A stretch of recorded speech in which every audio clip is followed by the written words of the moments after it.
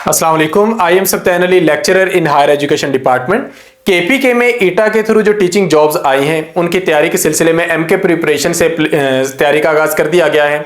एक proper session के through data provide करके, मटेरियल प्रोवाइड करके, वीडियो लेक्चर्स देकर आप लोगों की तैयारी करवाई जाती है और फिर प्रॉपर टेस्टिंग सिस्टम के थ्रू आप लोगों की इवैल्यूएशन की जाती है, ताकि अगर आपने कोई मिस्टेक्स करनी हो तो इन टेस्ट में करें, हम वो रेक्टिफाई करेंगे, हम आपकी दुरुस्तगी करेंगे, ताकि आप जिस दिन ईटा का टेस्ट हो उस दिन मिस्टेक ना करके आए।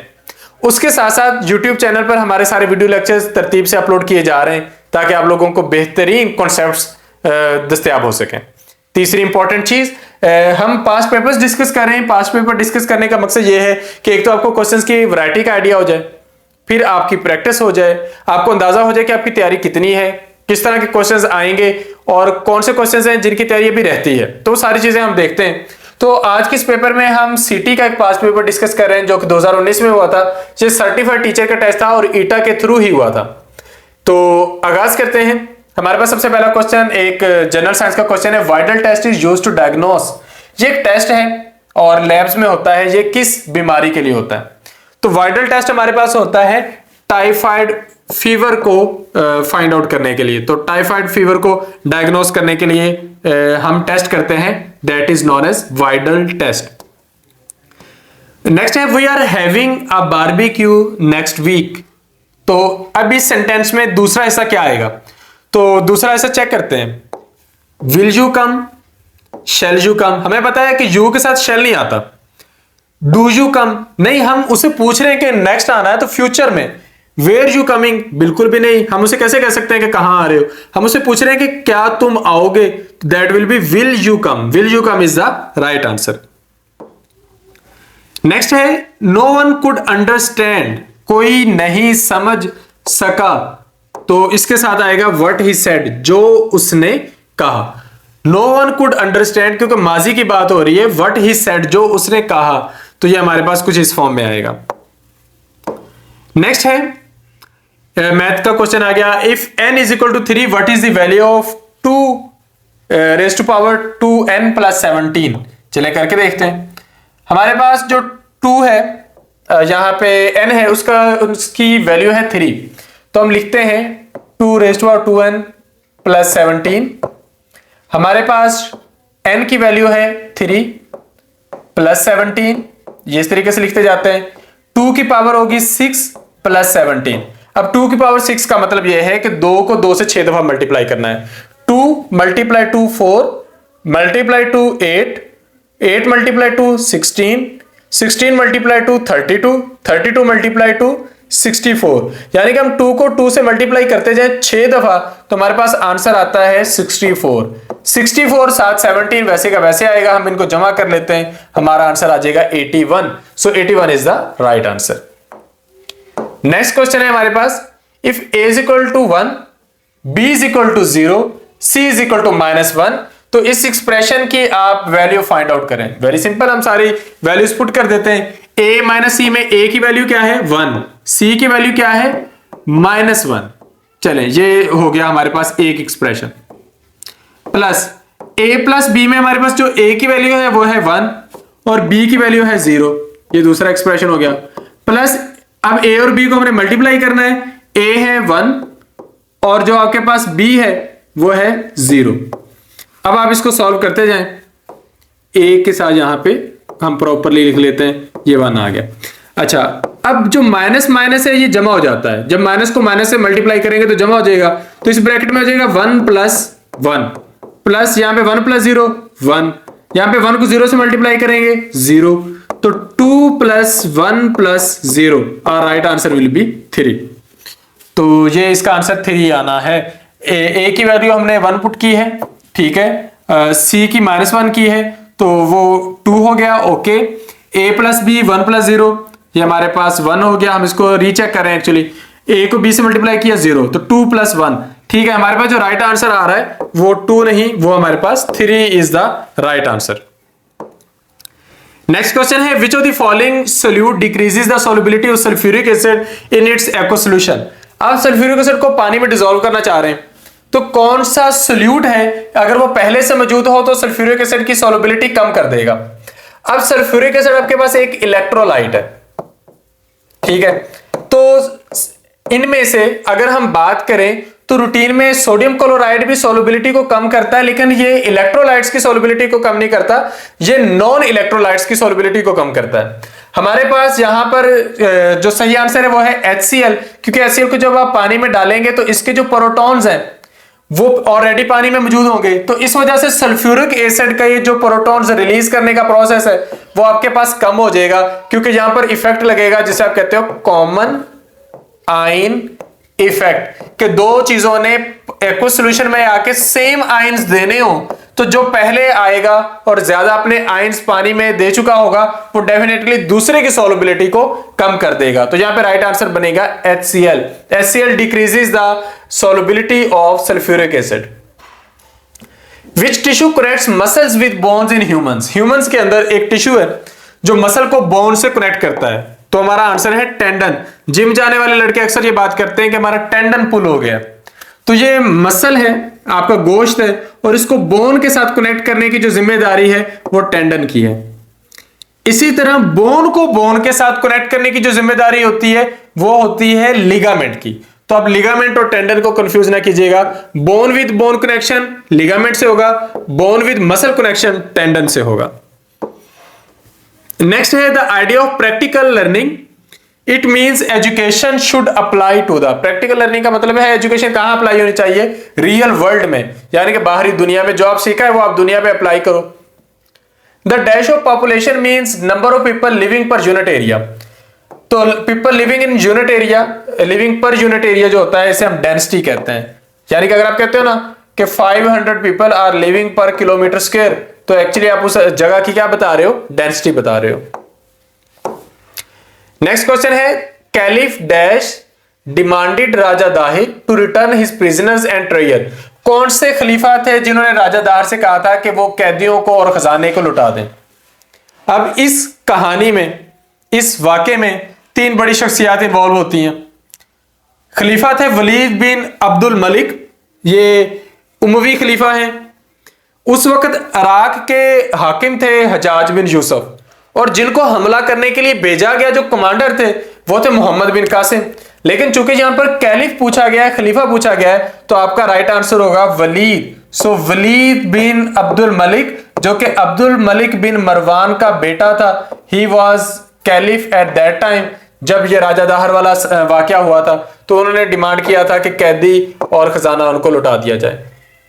सम dash came to subcontinent to raid for treasure and to make prisoner. बहुत सारे लोग सब कॉन्टिनेंट में आते रहे, कुछ तिजारत के लिए, कुछ इस्लाम फैलाने के लिए, कुछ इस्लामी सल्तनत की वुसअत के लिए।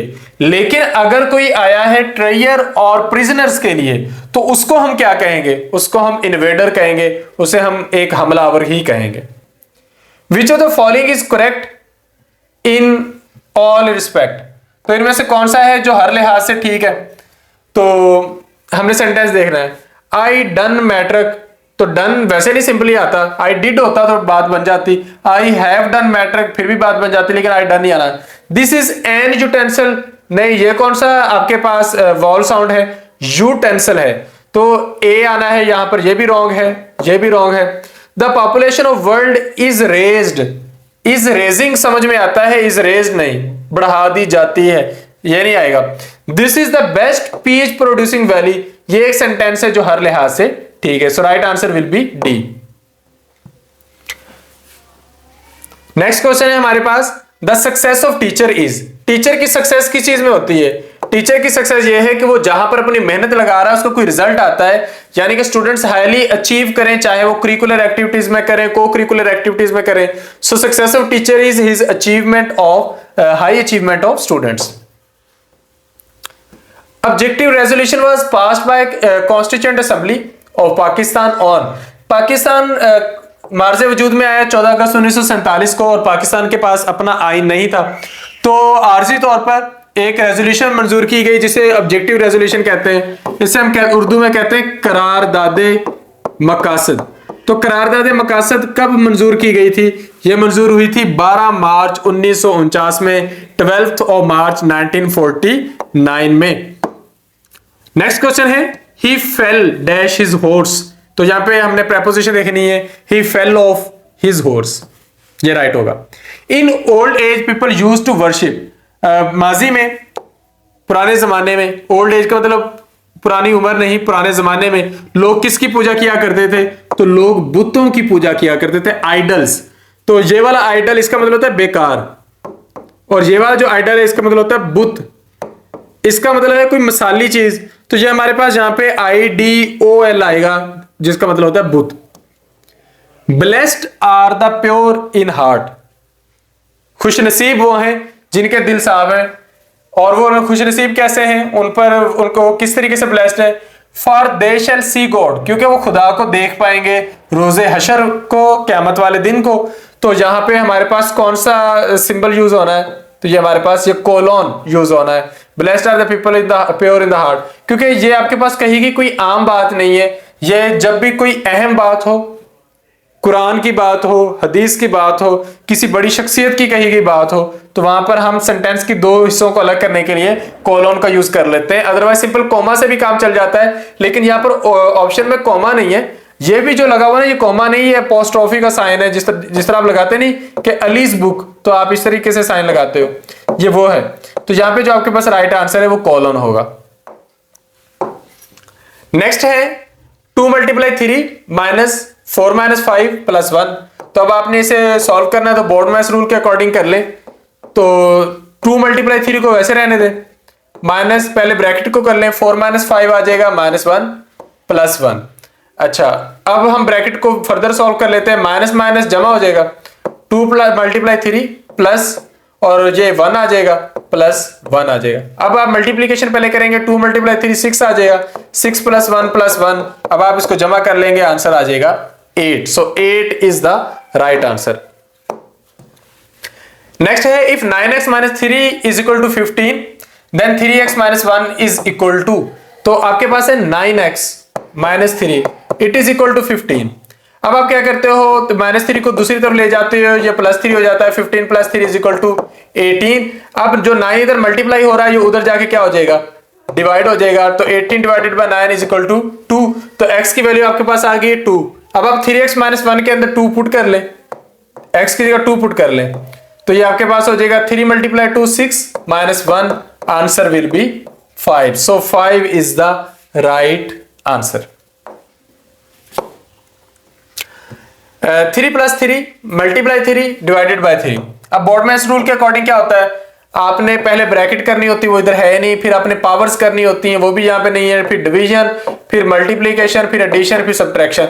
अच्छा, डिवीजन और मल्टीप्लीकेशन में से किसी को भी पहले कर सकते हैं, एक दूसरे के साथ इसे आप इंटरचेंज कर सकते हैं। एडिशन और सब्ट्रैक्शन में से जिसको चाहे पहले कर सकते हैं। तो खैर हम यहाँ पर पहले इनमें से कोई एक ऑपरेशन करके देखते हैं।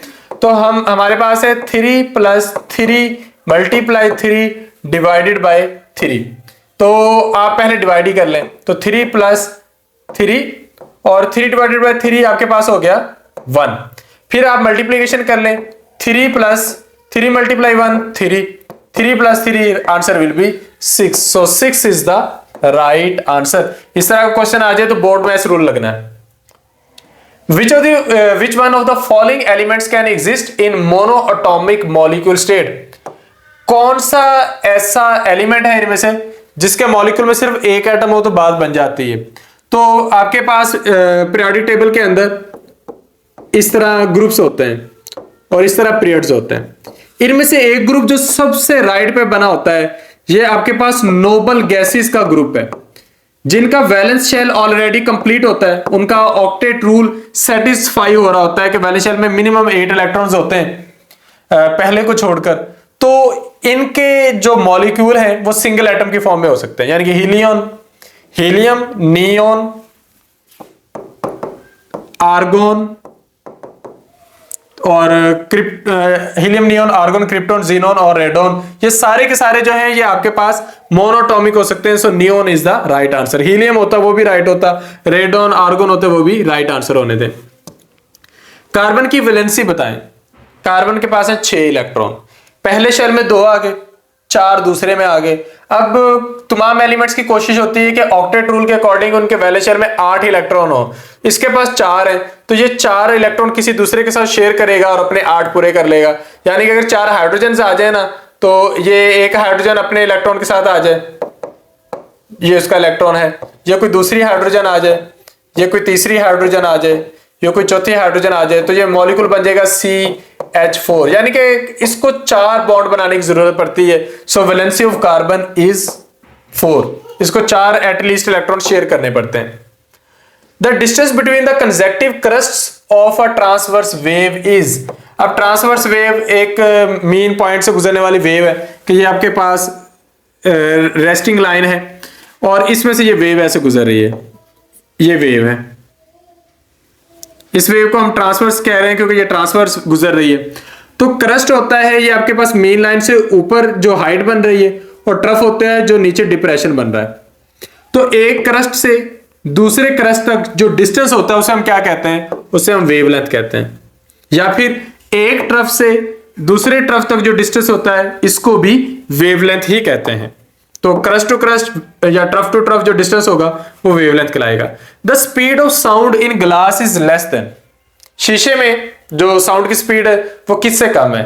साउंड की सबसे ज्यादा स्पीड होती है सॉलिड में, उससे कम लिक्विड में, उससे कम गैस में। तो अगर कोई चीज गैस है या लिक्विड है, उनमें जो साउंड की स्पीड होगी वो ग्लास से कम होगी। हमें वो ढूंढना है कि जिसके अंदर स्पीड ग्लास से ज्यादा है और ग्लास के अंदर स्पीड उससे कम है। The speed of sound in glass is less than iron. लोहे से कम स्पीड होगी साउंड की ग्लास में, क्योंकि जो आयरन है वो ज्यादा सॉलिड है, ज्यादा डेंस है एज कंपेयर टू ग्लास। बाकी ब्लड लिक्विड है, ड्राई एयर गैस है, वाटर लिक्विड है, इनके अंदर ग्लास से ज्यादा स्पीड जो है वो नहीं हो सकती, कम होगी, जबकि आयरन में ग्लास से ज्यादा होगी। So answer will be the speed of sound in glass is less than iron. Next है हमारे पास a common technique to help people begin the creative process is.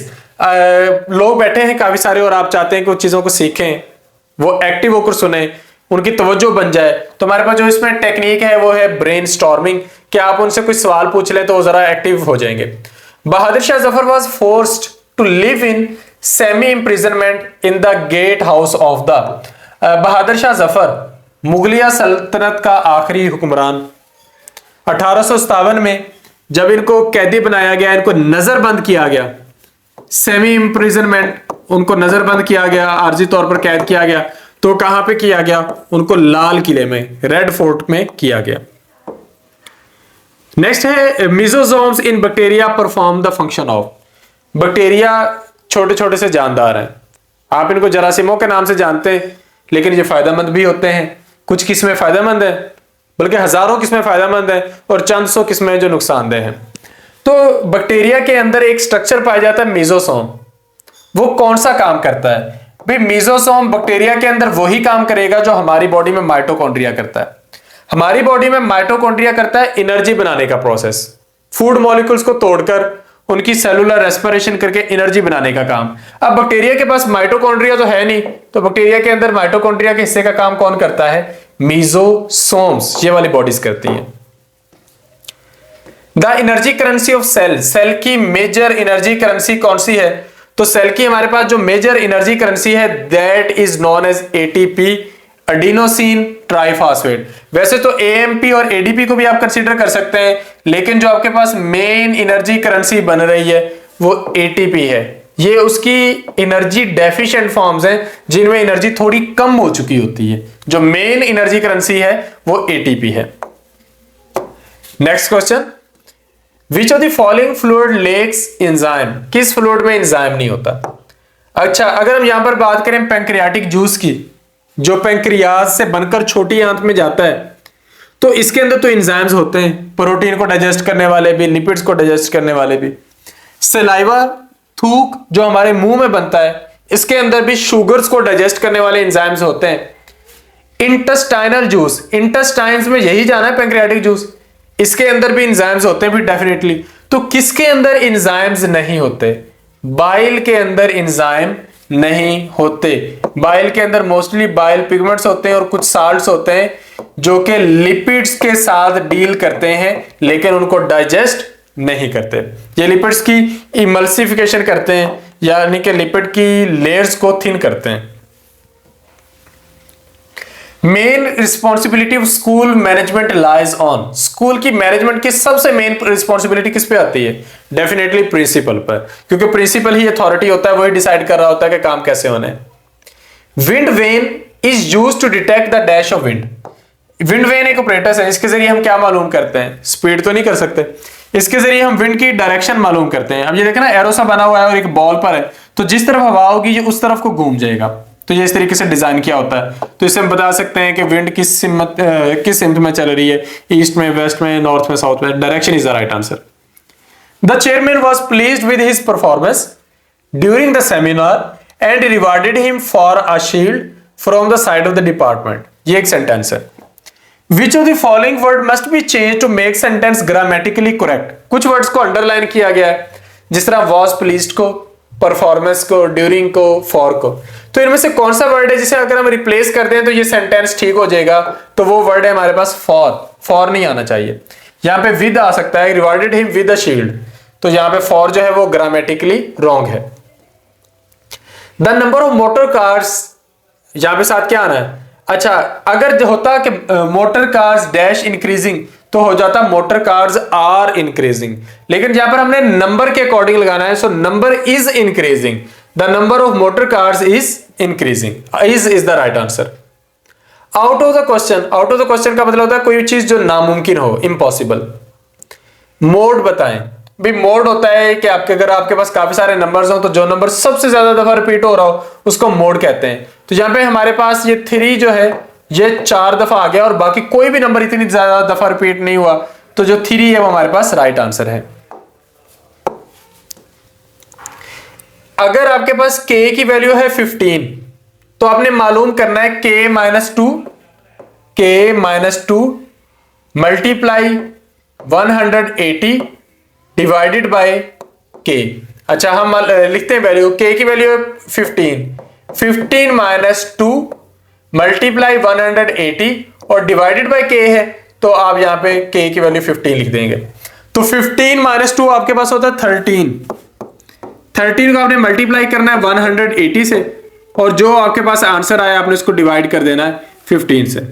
अब 15 को हम इस तरह कर लेते हैं, 15 12 आर 180, तो 13 मल्टीप्लाई 12 आपके पास आ जाएगा 156। So 156 is the right answer.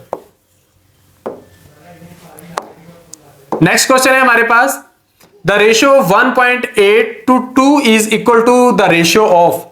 अच्छा, 1.8 की क्या रेशियो बनती है 2 के साथ?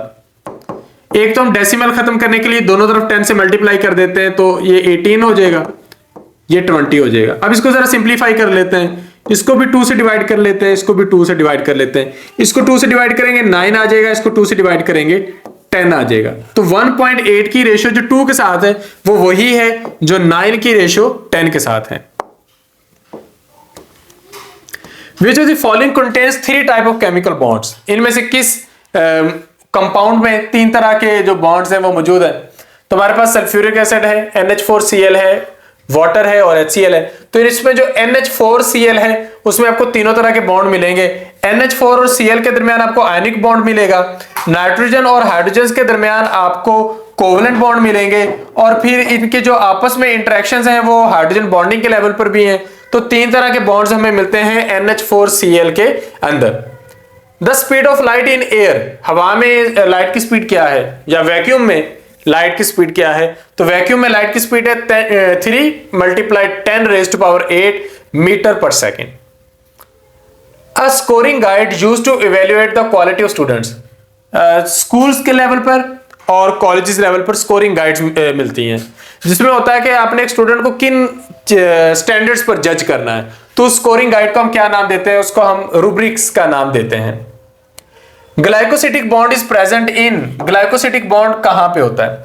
ग्लाइकोसिटिक बॉन्ड वो होता है जो एक शुगर मॉलिक्यूल और दूसरे शुगर मॉलिक्यूल के दरमियान हो। तो अगर कोई मॉलिक्यूल 2 शुगर मॉलिक्यूल्स के मिलने से बना है तो उनके दरमियान आपको ग्लाइकोसिटिक बॉन्ड मिल जाएगा। तो अगर आप बात करें लैक्टोज की, तो ये आपके पास सामने लैक्टोज बना हुआ है जिसमें ग्लूकोज और गैलेक्टोज आपस में बॉन्ड करते हैं। तो ये 2 के मिलने से बना है, तो इसमें ग्लाइकोसिडिक बॉन्ड होगा। ग्लूकोज में ग्लाइकोसिडिक बॉन्ड नहीं होगा क्योंकि ये खुद एक ही मॉलिक्यूल है। गैलेक्टोज भी सिंगल शुगर मॉलिक्यूल है, फ्रक्टोज भी सिंगल शुगर मॉलिक्यूल है। तो इन तीनों के अंदर चूंकि एक एक शुगर है तो इनके दरमियान ग्लाइकोसिडिक बॉन्ड नहीं बनेगा, ग्लाइकोसिडिक बॉन्ड बनेगा लैक्टोज में। क्या कोई और शुगर भी है जिसमें ग्लाइकोसिडिक बॉन्ड बनता है? सक्रोज, जिसे आप चीनी कहते हैं, आप घर पे खाते हैं, उसमें ग्लाइकोसिडिक बॉन्ड होता है क्योंकि वो ग्लूकोज और फ्रक्टोज के मिलने से बनता है। इसी तरह हमारे पास एक और होती है सक्रोज के अलावा, sucrose, lactose, maltose, 2 glucose molecules मिल जाए उनमें भी ग्लाइकोसिडिक बॉन्ड होता है। स्टार्च में तो कई 100 कई हजार ग्लाइकोसिडिक बॉन्ड होते हैं। सेलुलोज में ग्लाइकोसिडिक बॉन्ड बहुत ज्यादा होते हैं और ग्लाइकोजन में भी। तो ये सारी शुगर्स के नाम है जो मैं ले रहा हूं। ऑप्शंस में से राइट आंसर है lactose. If a student doesn't pay any respect to you then you will. अगर एक स्टूडेंट आपको रिस्पेक्ट नहीं करता तो बीइंग टीचर आप क्या करेंगे? बहुत कुछ किया जा सकता है। आप उसको सख्त सजा दे सकते हैं, बहुत ज्यादा क्रिटिसाइज कर सकते हैं, आप उसके नंबर कम लगा सकते हैं, उसके घर वालों को कॉल कर सकते हैं, ये सारी चीजें कर सकते हैं। लेकिन आप उससे बेहतर क्या करेंगे? You will pay no attention. आप उसे नजरअंदाज कर देंगे। उससे क्या होगा? उससे यह होगा कि आपका इखलाक, आपका किरदार वक्त गुजरने के साथ साथ उस स्टूडेंट को बेहतर इंसान बनने में मदद देगा, क्योंकि अच्छे इखलाक का असर बहरहाल होता है। वालिदैन को शिकायत करके आप कितने के दिन बुला लेंगे, या फिर वालिदैन क्या करेंगे जो आप नहीं कर सकते? मार पीट सकते हैं। तो इस तरह के इनमें ऑप्शन सारे चल सकते हैं। आप बच्चे को डर हो ना कि मेरे नंबर कम आ जाएंगे, फिर भी सुधर जाता है। उसको पता हो सारी क्लास के सामने खड़ा करके उसे शर्मिंदा करेंगे, रिब्यूक करेंगे, फिर भी वो ठीक हो सकता है। उसके पेरेंट्स को बुलाएंगे तब भी ठीक हो सकता है। लेकिन हमें यहाँ पे बेस्ट आंसर चूज करना है। Best answer is pay no intention. Pakistan is in the dash of the subcontinent. Pakistan subcontinent में किस डायरेक्शन पर है? तो सब कॉन्टिनेंट में आता है पाकिस्तान, इंडिया और बांग्लादेश। तो ये है आपके पास पाकिस्तान, ठीक है, और ये है आपके पास इंडिया, ये इनफैक्ट यहां पर, और यहां कहीं पर आगे है बांग्लादेश। तो पाकिस्तान एक तो है सब कॉन्टिनेंट के इस साइड पर, मैप में इधर ईस्ट है इधर वेस्ट है, तो पाकिस्तान सब कॉन्टिनेंट की वेस्ट साइड पर है। फिर अगर हम देखें कि इंडिया के ऊपर वाली साइड पे या नीचे, तो नक्शे में हम ऊपर हैं, यानी कि हम नॉर्थ में हैं, साउथ में नहीं है। तो पाकिस्तान एक्चुअली नॉर्थ वेस्ट में है। So right answer will be north west. Commencement of words with the same letter, इसे हम क्या कहेंगे? तो इसके लिए ये किस चीज की डेफिनेशन है? Select the best one word substitute for the statement. तो इसका मतलब है एलिट्रेशन। एलिट्रेशन वो कॉन्सेप्ट होता है जब आप सेम ऐसे वर्ड यूज करते हैं जिनका फर्स्ट जो लेटर है वो सेम होता है। जिस तरह आप कह सकते हैं बिग ब्राउन बियर, तो बहुत बड़ा जो भूरे रंग का रीच, तो हर एक जो वर्ड है वो बी से शुरू हो रहा है। तो इस तरह की जो वर्डिंग है इसको हम एलिट्रेशन का नाम देते हैं, big brown bear. Choose the word opposite in meaning to indigenous. Indigenous का मतलब होता है मुकामी होना, तो उससे ऑपोजिट क्या होगा? ऑपोजिट होगा गैर मुकामी होना, यानी कि foreign. Foreign is the right answer. I shall do my work my self. Choose the correct voice. ये आपके पास एक्टिव वॉइस में सेंटेंस है, आपने इसको पैसिव वॉइस में ले जाना है, तो आप इसे ले जाएंगे my work will be done by me, और जो माई सेल्फ है वो एट द एंड वैसे का वैसे रहेगा। My work will be done by me और एट द एंड आ जाएगा माई सेल्फ। तो ये हमारे पास यहाँ पे राइट आंसर कौन सा है?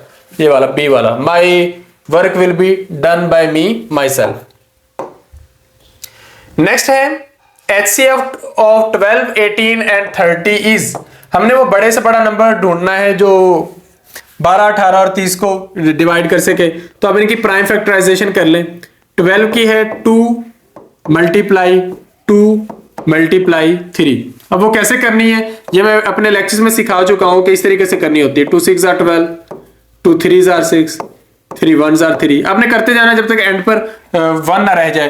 तो ये 2 मल्टीप्लाई 2 मल्टीप्लाई 3 आ जाएगा। प्राइम फैक्टराइजेशन करनी है कि फैक्टर ऐसे बनाने जो सारे के सारे प्राइम नंबर हो।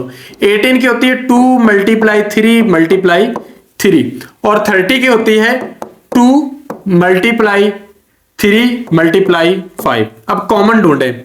एक तो 2 इनमें कॉमन है, फिर ये 3 इनके अंदर कॉमन है, बाकी इसके पास 2 रह गया, इसके पास 3, इसके पास 5, ये कॉमन नहीं है। तो आपके पास इनके जो कॉमन है आपने उनको आपस में मल्टीप्लाई करना है। 2 × 3, answer will B 6। So HCF जो इनका आ रहा है वो 6 आ रहा है। नेक्स्ट है if x divided by 2 + 1 = 15 then x को फाइंड आउट करें। अच्छा, इस तरह के क्वेश्चन सबसे आसान होते हैं, ये अलजेब्रिक एक्सप्रेशन है, x divided by 2 + 1 = 15।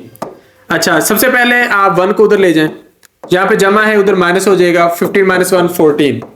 x divided by 2 = 14। अब 2 इधर डिवाइड हो रहा है, उधर मल्टीप्लाई हो जाएगा, 14 × 2, the answer will be 28। So 28 is the right answer.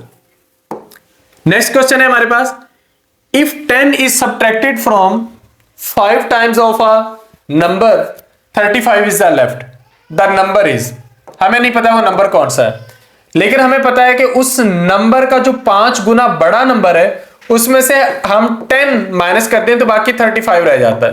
भाई कॉमन सेंस है, किस में से 10 माइनस करें तो 35 रह जाता है, तो 45। तो एक्चुअली 5x = 45। तो हमें मालूम करना है x क्या है, यानी कि उस नंबर का 5 गुना तो 45 है, लेकिन वो नंबर खुद क्या है।